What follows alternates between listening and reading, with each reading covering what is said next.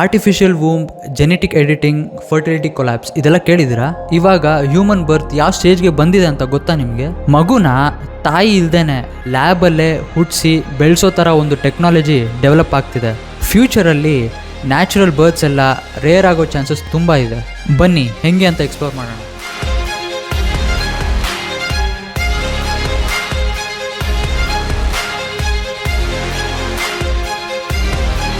Artificial ವೂಮ್ಸ್ ಅಂದರೆ ತಾಯಿ ಗರ್ಭ ಥರನೇ ಇರುತ್ತೆ.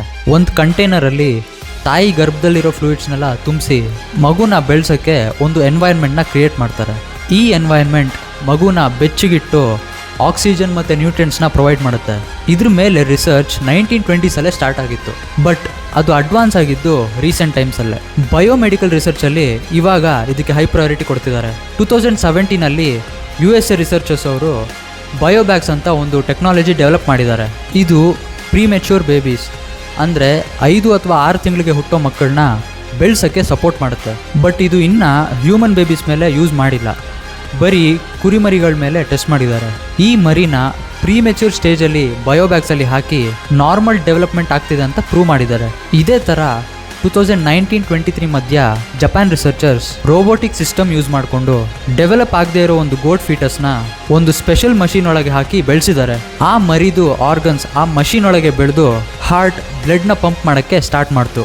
ಜರ್ಮನಿಲಿ ಎಕ್ಟೋ ಲೈಫ್ ಅಂತ ಒಂದು ಕಾನ್ಸೆಪ್ಟಿಂದ ಒಬ್ಬ ಫಿಲ್ಮ್ ಮೇಕರ್ ಆರ್ಟಿಫಿಷಿಯಲ್ ವೂಮ್ದು ಫ್ಯೂಚರ್ ಹೆಂಗಿರುತ್ತೆ ಅಂತ ಹೇಳಿದ್ದಾನೆ. AI ಆ್ಯಂಡ್ ರೋಬೋಟಿಕ್ಸ್ ಯೂಸ್ ಮಾಡಿಕೊಂಡು 30,000 ಮಗುಗಳನ್ನ ಒಂದು ಫೆಸಿಲಿಟಿಲಿ ಬೆಳೆಸ್ಬೋದು ಅಂತ ಹೇಳಿದ್ದಾನೆ. ಇದು ಒಂದು film maker point of view ಅಷ್ಟೇ. ಆದರೆ ಸೋಷಿಯಲ್ ಮೀಡಿಯಾಲಿ ಇದೆಲ್ಲ ನಿಜವಾಗ್ಲೂ ಆಗ್ತಿರೋ ಥರ AI ವಿಡಿಯೋಸ್ ಮಾಡಿ ವೈರಲ್ ಮಾಡ್ತಿದ್ದಾರೆ. ಅದಕ್ಕೆ ಸೋಷಿಯಲ್ ಮೀಡಿಯಾನ ಬ್ಲೈಂಡಾಗಿ ಫಾಲೋ ಮಾಡಬೇಡಿ. ಮಗು ತಾಯಿ ಗರ್ಭದಲ್ಲಿ ಬೆಳೆದಾಗ ಹಾರ್ಟ್ ಬೀಟ್, ವಾಯ್ಸ್, ಮ್ಯೂಸಿಕ್ ಅಥವಾ ಕಾನ್ವರ್ಸೇಷನ್ಸ್ ಇದೆಲ್ಲನೂ ಮಗುದು ಬ್ರೈನ್ ಡೆವಲಪ್ ಆಗೋ ಟೈಮಲ್ಲಿ ಇನ್ಫ್ಲುಯೆನ್ಸ್ ಆಗುತ್ತೆ. ಈ ಸೌಂಡ್ಸ್ ಮಗುದು ಬ್ರೈನ್ ಸ್ಟಿಮ್ಯುಲೇಟ್ ಮಾಡಿ ನ್ಯೂರಲ್ ಕನೆಕ್ಷನ್ಗೆ ಹೆಲ್ಪ್ ಮಾಡುತ್ತೆ. ತಾಯಿದು ಹಾರ್ಮೋನ್ಸ್ ಲೈಕ್ ಆಕ್ಸಿಟಾಸಿನ್ ಮತ್ತು ಕಾರ್ಟಿಸಾಲ್ ಕೂಡ ತುಂಬ ಮುಖ್ಯ. ಈ ಕೆಮಿಕಲ್ ಮಗುದು ಬ್ರೈನ್ನ ಹೆಂಗೆ ಸ್ಟ್ರಕ್ಚರ್ ಮಾಡಬೇಕು ಅಂತ ಇನ್ಫ್ಲುಯೆನ್ಸ್ ಮಾಡುತ್ತೆ. ಅಂದರೆ stress control, bonding, emotional regulations ಇಂಥದ್ದು. ಇಷ್ಟೇ ಅಲ್ಲ, ತಾಯಿದು ಮೂಮೆಂಟ್ಸ್, ಸ್ಲೀಪ್ ಸೈಕಲ್, ಡಯಟ್ ಇದೆಲ್ಲ ವೂಂಬ್ ಎನ್ವೈರ್ಮೆಂಟ್ನೇ ಚೇಂಜ್ ಮಾಡುತ್ತೆ. ಬ್ರೈನ್ ಈ ಥರ ಡೆವಲಪ್ ಆಗೋದ್ರಿಂದ ಮಗು ಹುಟ್ಟಿದಾಗ ಅಮ್ಮದು ವಾಯ್ಸ್ ಸೇಮ್ ಇರೋದ್ರಿಂದ ರೆಕಗ್ನೈಸ್ ಮಾಡುತ್ತೆ. ರಿಸರ್ಚ್ ಏನು ಹೇಳುತ್ತೆ ಅಂದರೆ 37th ವೀಕ್ ಮುಂಚೆ ಹುಟ್ಟೋ ಮಗುಗೆ skills, emotion problem, immature thinking ಇರುತ್ತೆ ಅಂತ. ಯಾಕಂದರೆ ಆ ಮಗು ಲಾಸ್ಟ್ ಸ್ಟೇಜ್ ಆಫ್ ವೂಂಬ್ ಎಕ್ಸ್ಪೀರಿಯನ್ಸ್ನ ಮಿಸ್ ಮಾಡಿರುತ್ತೆ. ಲಾಸ್ಟ್ ಸ್ಟೇಜಲ್ಲಿ ಬೇಬಿಗೆ ಸಿಗೋ ಯುನೀಕ್ ಇನ್ಪುಟ್ಸ್ ಬ್ರೈನ್ ಡೆವಲಪ್ಮೆಂಟ್ಗೆ ತುಂಬ ಮುಖ್ಯ. ಬಟ್ ಆರ್ಟಿಫಿಷಿಯಲ್ ವೂಂಬ್ ವಿಚಾರಕ್ಕೆ ಬಂದರೆ ಈ ಟೆಕ್ನಾಲಜಿ ಇನ್ನು ಎಕ್ಸ್ಪೆರಿಮೆಂಟಲ್ ಸ್ಟೇಜಲ್ಲೇ ಇದೆ. ಫುಲ್ ಹ್ಯೂಮನ್ ಪ್ರೆಗ್ನೆನ್ಸೀಸ್ಗೆ ಇನ್ನೂ ಯೂಸ್ ಮಾಡಿಲ್ಲ. ಯೂಸ್ ಮಾಡಿದ್ರೆ ಫೀಟಸ್ ಒಂದು ಕಂಟೈನರಲ್ಲಿ ಬೆಳೆಯುತ್ತೆ. ಆ ಕಂಟೈನರಲ್ಲಿ ತಾಯಿ ಗರ್ಭದಲ್ಲಿರೋ ಫ್ಲೂಯಿಡ್ಸ್ನ ರೆಡಿ ಮಾಡಿ ಹಾಕ್ತಾರೆ. ಆಕ್ಸಿಜನ್, ಟೆಂಪ್ರೇಚರ್, ನ್ಯೂಟ್ರಿಯೆಂಟ್ಸ್ ಎಲ್ಲಾನು ಮಾನಿಟರ್ ಮಾಡಿಕೊಂಡು ಕಂಟ್ರೋಲ್ ಮಾಡ್ಕೊಂಡು ಇರ್ತಾರೆ. ಇದು ಒಂದು ಕುರಿಮರಿ ಮೇಲೆ ಟೆಸ್ಟ್ ಮಾಡ್ತಿದ್ದಾಗ ಬ್ರೈನ್ ಡೆವಲಪ್ಮೆಂಟ್ ನ್ಯಾಚುರಲ್ ವೂಂಬ್ ಥರನೇ ನಾರ್ಮಲ್ ಆಗಿ ಕಾಣಿಸ್ತಿತ್ತು. ಇದು ಮೆಚ್ಕೊಳ್ಳೋ ಅಂತ ವಿಷಯನೇ. ಯಾಕಂದ್ರೆ ಒಂದು ಮಗು 9 months ಮುಂಚೆನೆ ಹುಟ್ಟಿತು ಅನ್ಕೊಳ್ಳಿ, ಯೂಶುವಲ್ ಆಗಿ NICUಗೆ ತಗೊಂಡು ಹೋಗಿ ಒಂದು ಇನ್ಕ್ಯುಬೇಟರ್ ಮಷಿನ್ ಒಳಗೆ ಹಾಕಿ ಉಸಿರಾಡಕ್ಕೆ, ನ್ಯೂಟ್ರಿಯೆಂಟ್ಸ್ ಕೊಡೋಕ್ಕೆ ಹೆಲ್ಪ್ ಮಾಡ್ತಾರೆ. ಇದರಿಂದ ಮಗುಗೆ ಇಶ್ಯೂಸ್ ಬರ್ಬೋದು. ಫಾರ್ ಎಕ್ಸಾಂಪಲ್, ಬ್ರೀದಿಂಗ್ ಟ್ಯೂಬ್ಸಿಂದ ಬೇಬಿ ಲಂಗ್ಸ್ ಮೇಲೆ ಸ್ಟ್ರೆಸ್ ಬೀಳ್ಬೋದು, ಡ್ಯಾಮೇಜ್ ಆಗ್ಬೋದು, ಇನ್ಫೆಕ್ಷನ್ ಕೂಡ ಆಗ್ಬೋದು. ಬಟ್ ಬಯೋಬ್ಯಾಗ್ಸಲ್ಲಿ ಮಗುನ ಫ್ರೆಶ್ ಕಂಟೈನರಲ್ಲಿ ಸೀಲ್ ಮಾಡೋದ್ರಿಂದ ಇಂಥ ಪ್ರಾಬ್ಲಮ್ಸ್ನ ಅವಾಯ್ಡ್ ಮಾಡ್ಬೋದು. ಈ ಟೆಕ್ನಾಲಜಿ ಪ್ರೀಮೆಚ್ಯೂರ್ ಬೇಬೀಸ್ಗೆ ಒಂದು ಎಕ್ಸ್ಟೆಂಟ್ ತನಕ ಒಳ್ಳೆಯದೆ. ಆದರೆ ಇದನ್ನ ಇನ್ನೂ ನೆಕ್ಸ್ಟ್ ಲೆವೆಲ್ಗೆ ತೊಗೊಂಡೋಗಿ ಸ್ಕ್ರ್ಯಾಚಿಂದ ಒಂದು ಮಗುನ ಬೆಳೆಸೋ ಟೆಕ್ನಾಲಜಿ ಒಳ್ಳೆಯದು ಅಂತ ಹೇಳೋಕ್ಕಾಗಲ್ಲ. ಯಾಕಂದರೆ ಮಗು ತಾಯಿದು hormones, chemicals, voice, heart beat, moments ಇದೆಲ್ಲ ಇಲ್ಲದೆ ಬೆಳೆಯುತ್ತೆ.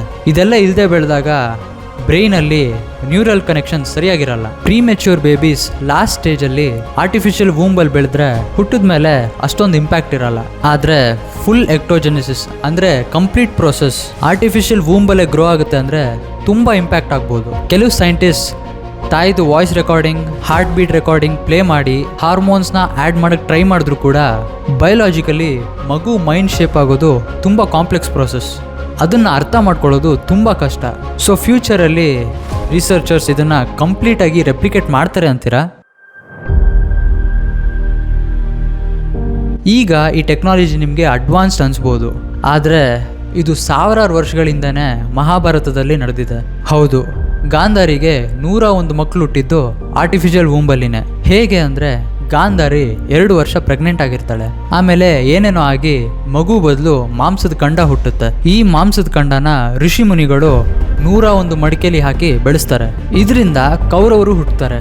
ಆ ಕಾಲದಲ್ಲೇ ಆರ್ಟಿಫಿಷಿಯಲ್ ವೂಮ್ನ AI ರೋಬೋಟಿಕ್ಸ್ ಇಲ್ದೇನೆ ಮಾಡಿದ್ದಾರೆ ಅಂದ್ರೆ ನಮಗೆ ನಂಬಕ್ಕೆ ಕಷ್ಟ ಆಗುತ್ತೆ. ಜೆನೆಟಿಕ್ ಮಾಡಿಫಿಕೇಶನ್ ಅಂದರೆ ಸೈಂಟಿಸ್ಟ್ಗಳು ಜೀನ್ಸ್ನ ಎಡಿಟ್ ಮಾಡಿ ಮಾಡಿಫೈ ಮಾಡಿಕೊಂಡು DNA ಚೇಂಜ್ ಮಾಡಿ ಹೊಸ ಲುಕ್ಸ್ ಮತ್ತು ಎಬಿಲಿಟೀಸ್ನ ಕೊಡ್ತಾರೆ. ಈ ಟಾಪಿಕ್ ನಿಮಗೆ ಕಾಂಪ್ಲಿಕೇಟೆಡ್ ಅನ್ಸ್ಬೋದು, ಸ್ವಲ್ಪ ಸಿಂಪಲ್ ಆಗಿ ಹೇಳಕ್ಕೆ ಟ್ರೈ ಮಾಡ್ತೀನಿ. ಇದು ಅನಿಮಲ್ಸ್ ಮೇಲೆ ಆಲ್ರೆಡಿ ನಡೀತಾ ಇದೆ. ಬೆಲ್ಜಿಯನ್ ಬ್ಲೂ ಕ್ಯಾಟಲ್ ಅಂತ ಒಂದು ಹಸುದು ಬ್ರೀಡ್ ಇದೆ. ಇದು ಮಸ್ಕ್ಯುಲರ್ ಆಗಿ ಕಾಣಕ್ಕೆ ಒಂದು ಜೀನ್ನ ಯೂಸ್ ಮಾಡಿಕೊಂಡು ನಾರ್ಮಲ್ ಹಸುಗಳಿಗಿಂತ ಡಬಲ್ ಮಸಲ್ ಮಾಸ್ ಇರೋ ಥರ ಮಾಡ್ತಾರೆ. ಇದೊಂದೇ ಅಲ್ಲ, ಕ್ರಿಸ್ಪರ್ ಅಂತ ಒಂದು ಟೆಕ್ನಾಲಜಿ ಇದೆ. ಇದು ಒಂದು ಜೀನ್ ಎಡಿಟಿಂಗ್ ಟೂಲ್. ಇದರಿಂದ DNA ಸೆಲೆಕ್ಟಿವ್ ಆಗಿ ಮಾಡಿಫೈ ಮಾಡ್ಬೋದು. ಇದನ್ನ ಇಟ್ಕೊಂಡು ಹಂದಿ, ನಾಯಿ, ರ್ಯಾಬಿಟ್ಗಳನ್ನ ಕೂಡ ಮಸ್ಕ್ಯುಲರ್ ಆಗಿ ಕನ್ವರ್ಟ್ ಮಾಡಿದ್ದಾರೆ. ಕೆಲವು ಜೀನ್ಸ್ನ ಚೇಂಜ್ ಮಾಡಿ ಕುದುರೆ, ಇಲಿ, ಹಸು ಈ ಥರ ಅನಿಮಲ್ಸ್ದು ಎಲ್ಲ ಕಲರಲ್ಲೂ ಬ್ರೀಡ್ ಮಾಡಿಸ್ಬೋದು. ಇದೆಲ್ಲ ಬರೀ ಅನಿಮಲ್ಸ್ಗೆ ಅಲ್ಲ, ಹ್ಯೂಮನ್ ಮೇಲೂ ಎಕ್ಸ್ಪೆರಿಮೆಂಟ್ ಮಾಡೋಕ್ಕೆ ಟ್ರೈ ಮಾಡ್ತಿದ್ದಾರೆ.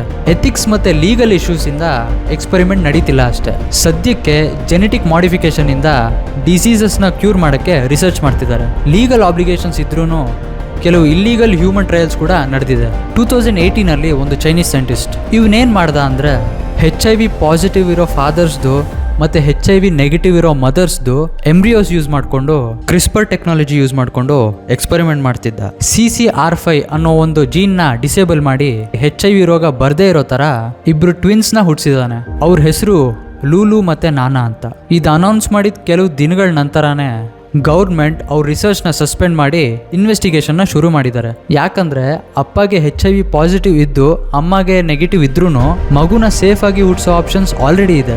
ಇದು ಒಂದು ಹೆಲ್ದಿ ಎಂಬ್ರಿಯೋಸ್ ಮೇಲೆ ಅನ್ನೆಸೆಸರಿ ರಿಸ್ಕಿ ಎಕ್ಸ್ಪೆರಿಮೆಂಟೇಷನ್ ಅಂತ ಮತ್ತೆ ಎಷ್ಟೊಂದು ಲೀಗಲ್ ಇಶ್ಯೂಸ್ ಇಂದ ಸ್ಟಾಪ್ ಆಯಿತು. ಅಷ್ಟೇ ಅಲ್ಲ, CCR5 ಡಿಸೇಬಲ್ ಮಾಡೋದ್ರಿಂದ ಎಷ್ಟೊಂದು ಗೊತ್ತಿಲ್ಲದೆ ಇರೋ ಸೈಡ್ ಎಫೆಕ್ಟ್ಸ್ ಮತ್ತು ಲಾಂಗ್ ಟರ್ಮ್ ಎಫೆಕ್ಟ್ಸ್ ಕೂಡ ತುಂಬ ಇದೆ ಅಂತ ಹೇಳ್ತಾರೆ. ಇಷ್ಟೆಲ್ಲ ಪ್ರಾಬ್ಲಮ್ಸ್ ಇದ್ರೂ ಸೈಂಟಿಸ್ಟ್ಸ್ ಬೇರೆ ಮೆಥಡ್ಸ್ನ ರಿಸರ್ಚ್ ಮಾಡ್ತಿದ್ದಾರೆ. US, UK ಮತ್ತು ಚೈನಾಲಿ ಹ್ಯೂಮನ್ ಎಂಬ್ರಿಯೋಸ್ ಮೇಲೆ ಲ್ಯಾಬ್ಸಲ್ಲಿ ಆರ್ಟಿಫಿಷಿಯಲ್ ಲ್ಯಾಬ್ ಕಂಡೀಷನ್ಸಲ್ಲಿ ಎಕ್ಸ್ಪೆರಿಮೆಂಟ್ ಮಾಡೋಕ್ಕೆ ಪರ್ಮಿಷನ್ ಇದೆ. US ಅಲ್ಲಿ base editing and prime editing ಅಂತ ಒಂದು ಟೆಕ್ನಾಲಜಿ ಇದೆ. ಇದರಿಂದ ಹ್ಯೂಮನ್ ಐ ಕಲರ್, ಸ್ಕಿನ್ ಟೋನ್ನ ಮಾಡಿಫೈ ಮಾಡ್ಬೋದು ಅಂತ ಥಿಯರಿಟಿಕಲಿ ಪಾಸಿಬಲ್ ಅಂತಿದ್ದಾರೆ. ಬಟ್ ಹ್ಯೂಮನ್ ಜೀನೋಮ್ ಅನಿಮಲ್ಸ್ಗಿಂತ ಕಾಂಪ್ಲೆಕ್ಸ್ ಇದೆ. ಹೈಟ್, ಸ್ಕಿನ್ ಕಲರ್ ಮತ್ತು IQ ಇಂಥ ಫೀಚರ್ಸ್ನ ಚೇಂಜ್ ಮಾಡಬೇಕು ಅಂದರೆ ಹಲವಾರು ಜೀನ್ಸ್ನ ಮಾಡಿಫೈ ಮಾಡಬೇಕಾಗತ್ತೆ. ಸೈಂಟಿಸ್ಟ್ ಆಲ್ರೆಡಿ ಪ್ರೆಸೆಂಟ್ ಟೆಕ್ನಾಲಜಿ ಇಟ್ಕೊಂಡು ಅನಿಮಲ್ಸ್ದು ಜೆನೆಟಿಕ್ಸ್ ಮಾಡಿಫೈ ಮಾಡ್ತಿದ್ದಾರೆ. ಇನ್ನು ಮುಂದಕ್ಕೆ ಬರೋ ಟೆಕ್ನಾಲಜೀಸಲ್ಲಿ ಹ್ಯೂಮನ್ ಮಾಡಿಫಿಕೇಶನ್ಸ್ ಪಾಸಿಬಲ್ ಅಂದ್ರೂ ಇದನ್ನು ಇಂಪ್ಲಿಮೆಂಟ್ ಮಾಡೋದು ಒಳ್ಳೇದಂತೀರಾ?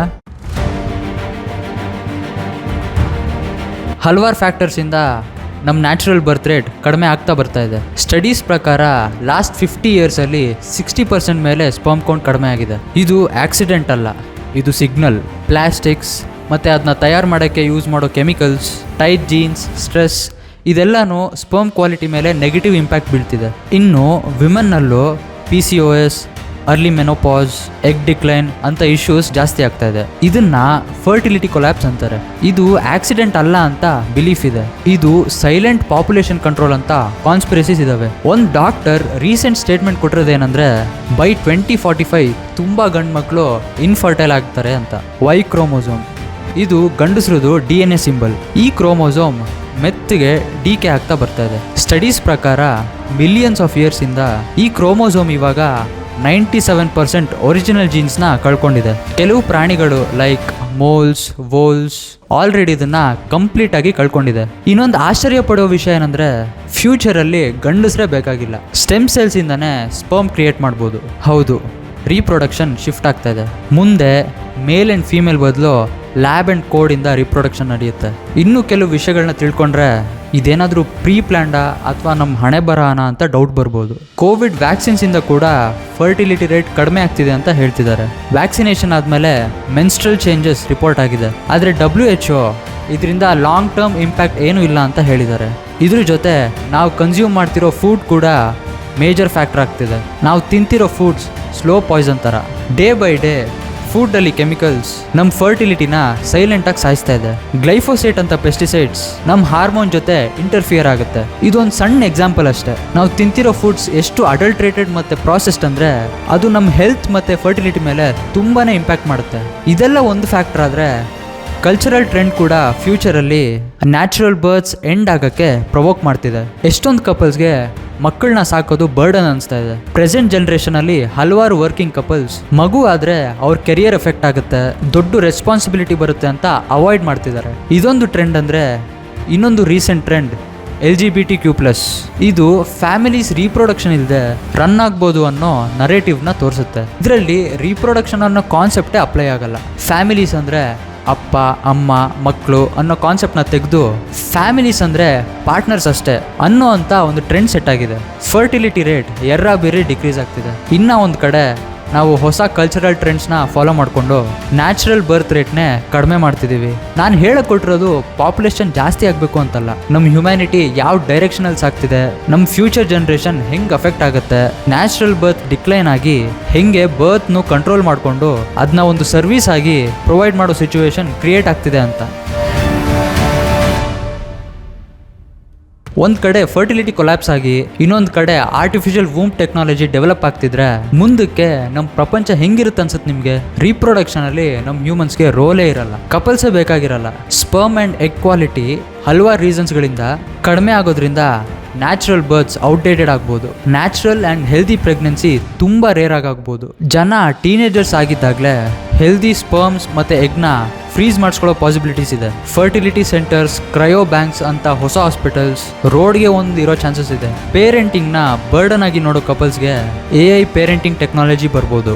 ಇನ್ನು ದುಡ್ಡಿರೋರು ಬೇಬಿ ತುಂಬ ಹೆಲ್ದಿಯಾಗಿ ಹುಟ್ಟಕ್ಕೆ ಜೆನೆಟಿಕ್ ಎನ್ಹ್ಯಾನ್ಸ್ಮೆಂಟ್ ಮಾಡಿಸ್ಕೊಳ್ಳೋ ಪಾಸಿಬಿಲಿಟೀಸ್ ತುಂಬ ಇದೆ. ನ್ಯಾಚುರಲಿ ಹುಟ್ಟೋ ಮಕ್ಕಳು ವೀಕ್ ಆಗಿರೋದ್ರಿಂದ ಸ್ಕೂಲ್ಸ್ ಜೆನೆಟಿಕಲಿ ಎನ್ಹ್ಯಾನ್ಸ್ಡ್ ಮಕ್ಕಳನ್ನ ಪ್ರಿಫರ್ ಮಾಡ್ಬೋದು. ಟೆಕ್ನಾಲಜಿ ಡೆವಲಪ್ ಆಗ್ತಿರೋದು ನೋಡಿದ್ರೆ ಏನೇನು ಚೇಂಜಸ್ ಆಗುತ್ತೆ, ನಮ್ಮ ಪ್ರಪಂಚ ಎಲ್ಲಿ ಹೋಗುತ್ತೆ ಅಂತ ಹೇಳೋಕ್ಕಾಗಲ್ಲ.